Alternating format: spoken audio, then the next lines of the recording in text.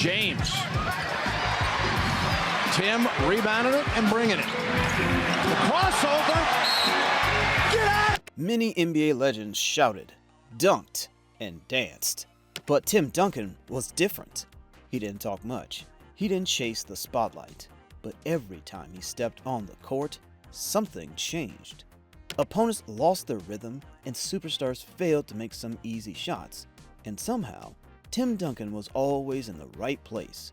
He wasn't the quickest or the most powerful, but he knew something most players didn't: how to control speed, how to think ahead, and how to win with one simple trick of perfect positioning. So today, we're going to find out how Tim Duncan became one of the top defenders in NBA history. Tim Duncan's life began far from the spotlight of the NBA. Born on April 25, 1976, Tim didn't know that he would become one of the greatest superstars of the NBA. Growing up in St. Croix, U.S. Virgin Islands, he didn't dream of becoming a basketball player. His first love was always swimming. He practiced daily, with the goal of competing in the Olympics someday. His sister, Tricia, was also a member of the swim team, Virgin Islands, in 1988. Tim's parents were very supportive. He excelled at swimming in no time, becoming a teenage standout in the 50, 100, and 400-meter freestyle. His goal was to compete in the 1992 Olympic Games as a member of the United States team, but everything changed in 1989 when Hurricane Hugo struck St. Croix and destroyed the only Olympic-sized swimming pool on the island. Another emotional blow came when Tim's mother died due to breast cancer.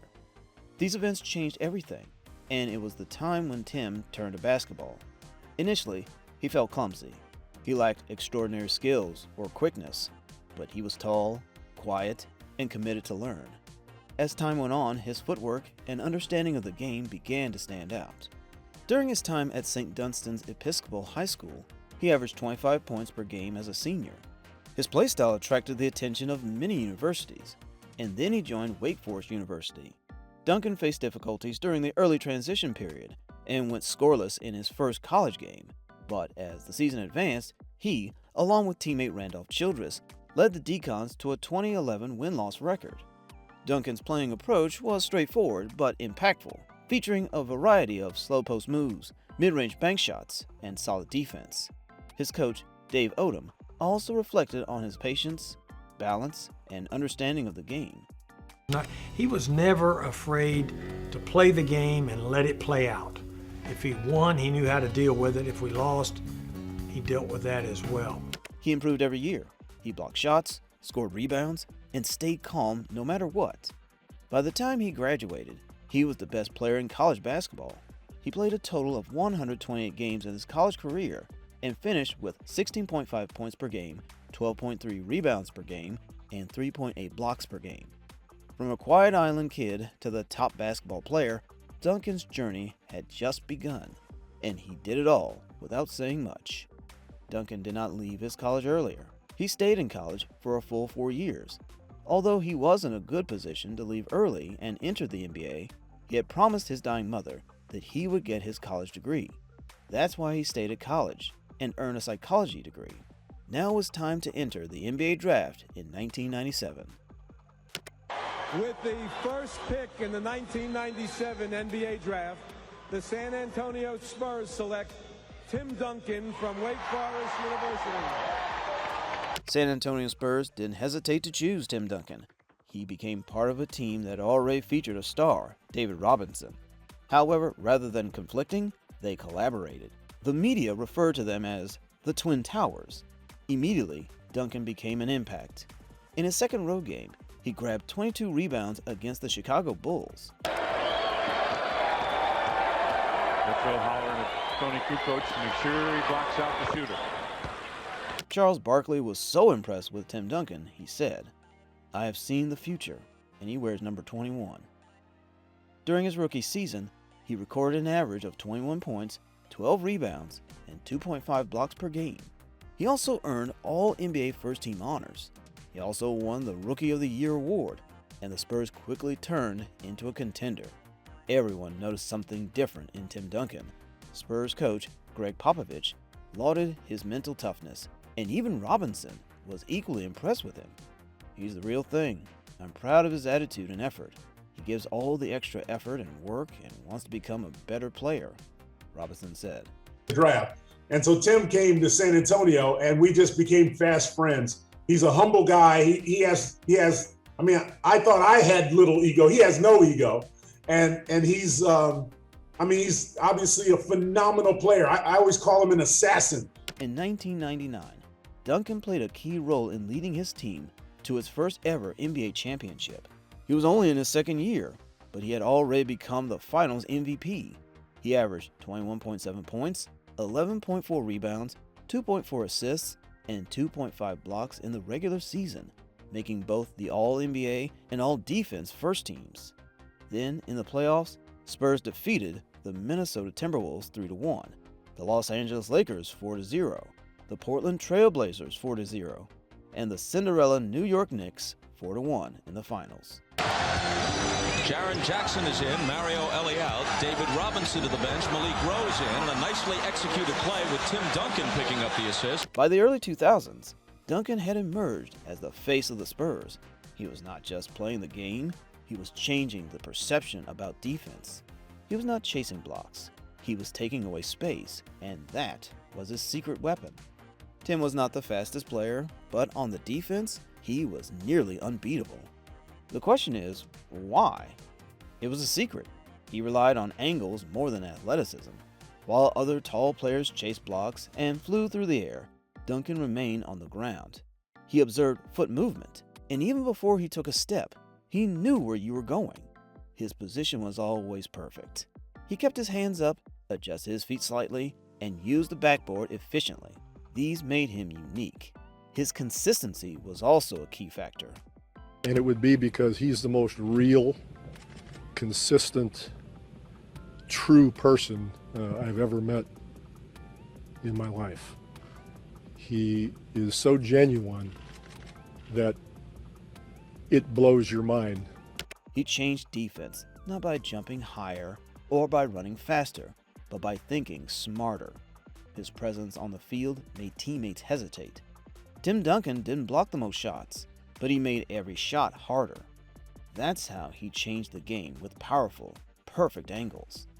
Tim Duncan not only led the Spurs, he made them a dynasty. He led his team to 5 NBA championships, 1999, 2003, 2005, 2007, and 2014. He won 3 Finals MVP awards, 2 NBA Most Valuable Player awards, and was selected for the All-Defensive Team 15 times. He earned 3 NBA Player of the Month awards and 23 NBA Player of the Week awards in his career. This is just domination at its peak. His true strength was his ability to remain consistent. He did not just win games, he delivered when it mattered the most with his quiet and powerful plays. In Game 6 of the 2003 NBA Finals versus the Nets, Duncan nearly posted a quadruple double: 21 points, 20 rebounds, 10 assists, and 8 blocks. This was one of the greatest finals performances in NBA history. In the 2004 playoffs versus the Lakers, Duncan hit a fadeaway jumper over Shaquille O'Neal with 0.4 seconds left.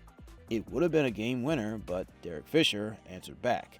But Duncan's shot was calm, deadly, and pure Duncan. Weak stuff. Duncan gives it up. Jackson for the first lead. Got it!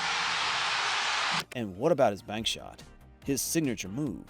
From the elbow, off the glass, this was his most famous move. It was simple, effective, and impossible to stop. Even defenders knew it was coming, but still could not stop it. All these plays not only made highlights, they won games, they won titles. Tim Duncan was not chasing spotlight, he was chasing greatness. Tony Parker, Tim's teammate, in a powerful open letter, shared the extraordinary secret behind the Spurs' excellence. Of course, the biggest reason why the Spurs culture exists. This is pretty simple, isn't it? Parker writes, "We had one of the best players of all time for 19 seasons in Tim. I don't think people realize how much of our team's entire culture could really be brought back to just Tim being Tim. Tim was the most coachable, great player of all time," he added. You'll be amazed by his career statistics. He played a total of 1,392 games, just in regular seasons with 19 points per game, 2.2 blocks per game, and 10.8 rebounds per game. And in postseason, he played a total of 251 games with 20.6 points per game. He was not just playing, he was dominating the NBA, and these figures say it all. On July 11, 2016, Tim Duncan announced his retirement. No farewell, no press conference, just a simple statement from the Spurs. He did not want the spotlight, but his retirement had a huge impact. After 19 seasons, the NBA bid farewell to one of its top defenders and most reliable leaders. Even after he retired, his impact never faded. The Spurs paid tribute to him by retiring his jersey, number 21. Several stars took to social media and applauded his amazing career. Timmy D, you know how I feel about you, what you did for me and for the entire NBA. Thank you for an amazing career, wrote LeBron James. Ginobili tweeted that it was an honor to play with Duncan. Even though I knew it was coming, I'm still moved by the news. What a huge honor to have played with him for 14 seasons. His coach at Spurs, Greg Popovich, said, I've been fortunate to get hooked up with this guy who is the most selfless individual I've ever been around. All he really cares about is being a good guy, living his life, doing the right thing. Basketball was never about fame for Tim Duncan. It was about getting better, competing, and winning. Beyond his statistics, he left behind a blueprint: how to lead, how to defend, and how to play. He became a model for the next generation of players, and the simple trick he mastered was his positioning, composure, and impeccable timing. Even after retirement, he continues to teach the league how to win without saying a word. Tim Duncan did not want fame. He tried to change the game, and with one simple trick, he revolutionized the defense forever. Like this dive into Tim Duncan's NBA journey? Do tell us in the comments. And if you haven't already, check out our latest video. The NBA star who physically couldn't stay healthy still outscored everyone, where we break down Zion Williamson's insane potential and frustrating setbacks. Don't forget to like, subscribe, and hit the bell for more untold NBA drama every week.